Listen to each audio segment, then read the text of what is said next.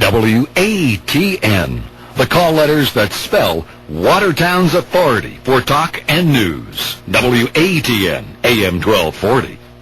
All right, we're back on the hotline here. Our guest is, of course, Chuck Ruggiero, who's a candidate for Jefferson County Sheriff. We got calls. Let's take one. Good afternoon, hotline. Hello. I had a couple questions for Mr. Ruggiero. Sure, go ahead. Yes. Has he ever seen the budget for the Jefferson County Sheriff's Department? Okay, have you seen the budget? I have the budget right here with me right now. Okay. And do you realize when you talk about this increase that it includes a contract settlement for close to $2 million? Which increase in specifics are you talking about? I don't have the exact in front of me, but I just keep hearing you say, oh, the Jefferson County Sheriff's budget went up, blah, blah, blah. But have you looked up how much other budgets have gone up, like the DSS budget and things like that?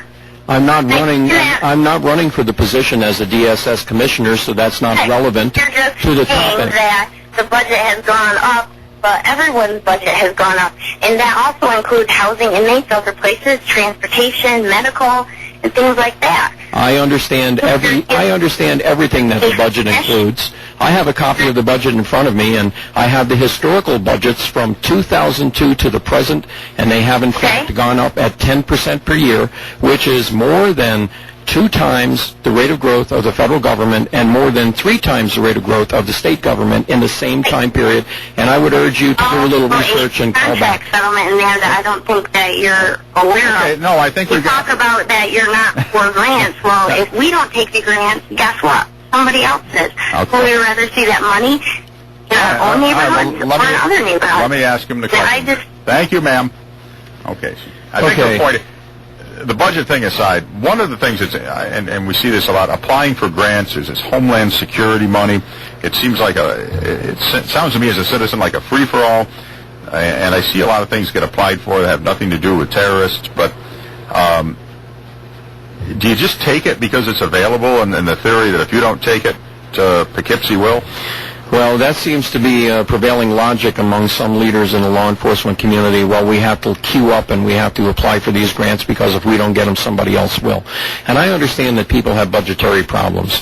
But the fact is, grants are tax dollars. They come out of the pockets of taxpayers. And for anybody to say that it's free money, that's illusory. That is absolutely false. Couldn't be any more false.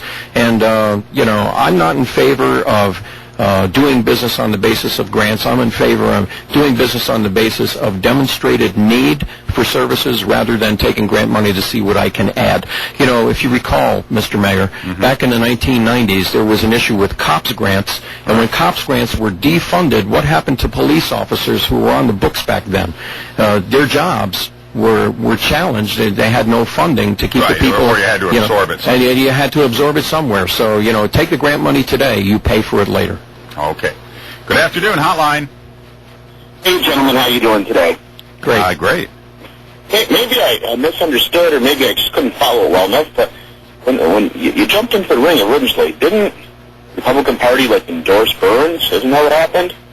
No, the Republican Party did not endorse John Burns at all.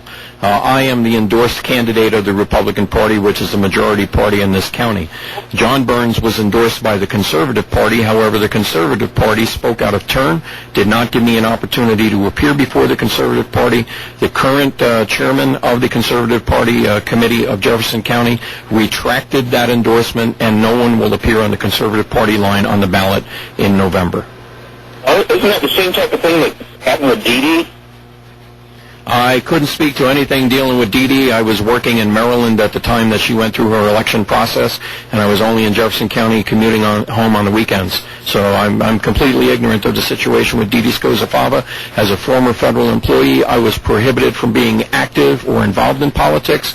Now that I'm retired, this is my first foray into the political arena, so I can't comment on things prior to my retirement. Okay. Thank you. Good afternoon, hotline.